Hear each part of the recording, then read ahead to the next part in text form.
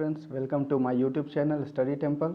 मैं हूं राजू गुप्ता और मैं आपके लिए Bihar SI BPSC railway set series 7 लाया हूं, जिसमें कुछ जीके और उनसे रिलेटेड कुछ सवाल जवाब दिए गए हैं। मुझे आशा है कि आपको ये वीडियो अच्छी लगेगी, तो इस वीडियो के अंत तक बने रहिएगा और वीडियो अच्छी लगे तो अपने दोस्तों और रिश्तेदारों को शेयर ज़रूर कीजिएगा जो किसी न किसी एग्ज़ाम की तैयारी करते हैं। ठीक है, ये जीके कहीं ना कहीं कभी ना कभी किसी एग्ज़ाम में पूछे गए होंगे या पूछे जा सकते हैं। और हाँ, ये वीडियो आपको अच्छी लगे तो जवाब अपना कमेंट में लिख सकते हैं और बेल आइकन को दबाना बिल्कुल ना भूलिएगा। ठीक है, बेल आइकन को ज़रूर दबाइएगा ताकि हमारे वीडियो की जितने भी नोटिफिकेशन हैं आप तक सबसे पहले पहुँचे। तो शुरू करते हैं आज के प्रश्नोत्तर संग्रह का सिलसिला। ठीक है, इसे लाइक शेयर सब्सक्राइब ज़रूर कीजिएगा। ठीक है दोस्तों, चलिए बढ़ते हैं अपने अगले प्रश्न की तरफ, पहले प्रश्न की तरफ। हमारा पहला प्रश्न क्या है तो देखते हैं। चलिए, हमारा पहला प्रश्न है, दुनिया में पहली बार किस देश ने कृत्रिम चांद का निर्माण किया है। ठीक है, दुनिया में पहली बार किस देश ने कृत्रिम चांद का निर्माण किया है तो चीन ने। ठीक है, सूरज का भी एक आर्टिफिशियल यानी कृत्रिम सूरज का भी निर्माण किया है। ठीक है, किसने तो चीन ने ही किया है। ठीक है, चलिए हमारा अगला प्रश्न है, कौन सा देश भौगोलिक क्षेत्र की दृष्टि से सीमा रहित सबसे बड़ा देश है। ठीक है, तो ये जापान है। ठीक है, जापान की सीमा जो है वो सीमा रहित है, किसी देश से सीमा साझा नहीं करती है। ये क्या है, पैसिफिक महासागर में क्या स्थित एक द्वीप है, द्वीपों का समूह है। ठीक है, तो ये सबसे क्या है, भौगोलिक क्षेत्र में की दृष्टि से सीमा रहित सबसे बड़ा देश है जापान। ठीक है, ऐसे बहुत सारे आपको एग्जाम्पल्स मिल जाएंगे सीमा रहित देश में, जैसे कि न्यूजीलैंड हो गया, दी बहामास हो गया। ठीक है, जितने भी क्यूबा देश हो गया, ये सब भी क्या है, किसी देश से सीमा साझा नहीं करते हैं। ठीक है, और भी बहुत सारे एग्जाम्पल्स हैं। चलिए अगला प्रश्न है, लॉर्ड वेलेज़ली की सहायक संधि को स्वीकार करने वाला पहला मराठा सरदार कौन था। ठीक है, तो ये बाजीराव द्वितीय थे। ठीक है, कौन थे, बाजीराव द्वितीय। ये सवाल बहुत बार पूछा गया है कि सहायक संधि से किस कि लॉर्ड ने से संबंधित है।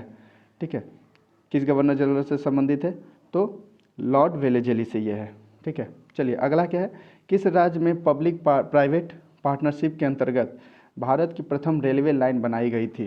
ठीक है, तो भारत की प्रथम railway line PPP public private partnership के अंतर्गत बनाई गई है गुजरात में।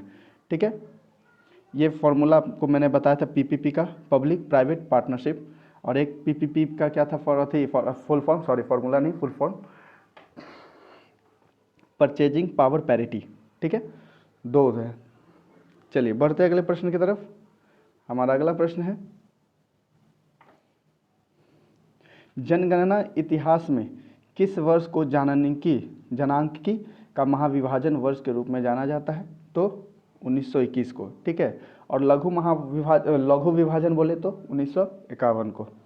ठीक है, यहाँ लेकिन महाविभाजन बोला गया तो 1921। याद करने का तरीका क्या है, महाविभाजन है तो कम वाला यानी कि 1921, और अगर लघु विभाजन बोलेगा तो ज़्यादा वाला 1951, उल्टा कर दीजिएगा। अगला प्रश्न है, 42वां संविधान संशोधन द्वारा राज्य सूची के कितने विषयों को समवर्ती सूची में स्थानांतरित किया गया है तो कुल 5 विषयों को क्या किया गया था, स्थानांतरित किया गया था 42वें संविधान संशोधन 1976 के थ्रू। चलिए अगला है, हरित क्रांति की शुरुआत भारत में कब हुई थी। हरित क्रांति की शुरुआत जो है भारत में 1966 से लेकर के 67 में होती है। इससे पहले मैंने एक चीज़ है, समवर्ती सूची में जो है नियम कौन बनाते हैं तो राज्य और केंद्र दोनों मिलकर बनाते हैं। ठीक है, राज्य और केंद्र दोनों मिलकर बनाते हैं। चलिए बढ़ते हैं अगले प्रश्न की तरफ। हमारा अगला प्रश्न है, सारथी ऐप किसने लॉन्च किया था। ठीक है, सारथी ऐप जो है वो किसने लॉन्च किया था तो सेबी ने किया था। किसने किया था, सेबी। ठीक है, SEBI security exchange board of India. SEBI ने निवेशकों को शिक्षा देने वाला एक मोबाइल ऐप सारथी लॉन्च किया था। यह ऐप युवा निवेशकों को ऐसे ऐसे जानकारियाँ देगा जिससे कि शेयर बाजार में आपका सफ़र आसान हो जाए। ठीक है, चलिए अगला प्रश्न है, किस सेन वंश के शासनकाल में बख्तियार खिलजी का आक्रमण हुआ था तो किस सेन वंश के शासनकाल में हुआ था तो लक्ष्मण सेन के। ठीक है, चलिए अगले प्रश्न की तरफ चलते हैं। यदि दो शहरों की स्थिति में 90 डिग्री का देशांतर अंतर हो, ठीक है, 90 डिग्री का देशांतर अंतर हो, तब दोनों स्थानों के बीच में कितने घंटे का अंतर होगा? तो मैंने बताया था ना कि 1 डिग्री में 4 मिनट होता है का अंतर होता है, ठीक है, 1 डिग्री में 4 मिनट का। तो 90 घंटे में क्या होगा? तो 90 से गुना कर दीजिए, 90 गुना 4, 9 चौक 36, इतने मिनट का हो गया, ठीक है। ये कितने? 6 आवर के बराबर है। कितने आवर के बराबर है? 6 आवर, ठीक है। जब भी ऐसा प्रश्न है तो उसमें 4 मिनट से गुना कर दीजिएगा, ठीक है। अगर आपको घंटा में पूछेगा तो आप उसको घंटा में बदल दीजिए, नहीं तो आंसर तो मिनट में आना ही वाला है, ठीक है। चलिए 6 घंटा इसका सही जवाब है। बढ़ते अगले प्रश्न की तरफ। दुनिया के चक्कर लगाने वाला सबसे कम उम्र का, ठीक है, सबसे कम उम्र का यानी कि 19 वर्ष के पायलट कौन बनी है? तो ज़ारा रदरफोर्ड, ठीक है, ज़ारा रदरफोर्ड बनी है, ठीक है, बहुत सबसे कम उम्र की है। अगला है कौन सा कोयला जलने पर धुआं, सॉरी यहाँ पर मिस टाइप है, धुआं है, ठीक है, धुआं लिखा गया, धुआं उत्पन्न नहीं करती है? तो एंथ्रेसाइट कोयला, ठीक है, ये उत्तम किस्म का कोयला होता है, ठीक है, सर्वाधिक कार्बन की मात्रा इसमें होती है और ये धुआं बिल्कुल नहीं देती है, ठीक है। चलिए अगला क्या है? न्याय की सक्रियता, न्याय सक्रियता की अवधारणा की शुरुआत सबसे पहले किस देश में हुई थी? तो अमेरिका में हुई थी, ठीक है, यूएसए में। न्याय सक्रियता की अवधारणा की शुरुआत यूएसए में सबसे पहले हुई थी। अमेरिका में फ्री हिंदुस्तान अखबार किसने शुरू किया था? यहाँ मिस टाइप है, शुरू किया था कर लीजिएगा, ठीक है। तो तारकनाथ दास ने किया था। किसने? तारकनाथ दास ने। चलिए अगला प्रश्न है, भारतीय राष्ट्रीय कांग्रेस से पूर्व सबसे प्रमुख संस्थान कौन थी? तो इंडियन एसोसिएशन ऑफ कलकत्ता, ठीक है, INC यानी कि इंडियन नेशनल कांग्रेस से पहले कौन सी संस्था प्रचलित थी? तो इंडियन एसोसिएशन ऑफ कलकत्ता। बहुत सारे पुराने संस्था मिल करके क्या बने थे? INC का निर्माण किया था, जिसको कहते हैं INC यानी भारतीय राष्ट्रीय कांग्रेस, जो कि आज कांग्रेस के नाम से जाना जा रहा है सिर्फ।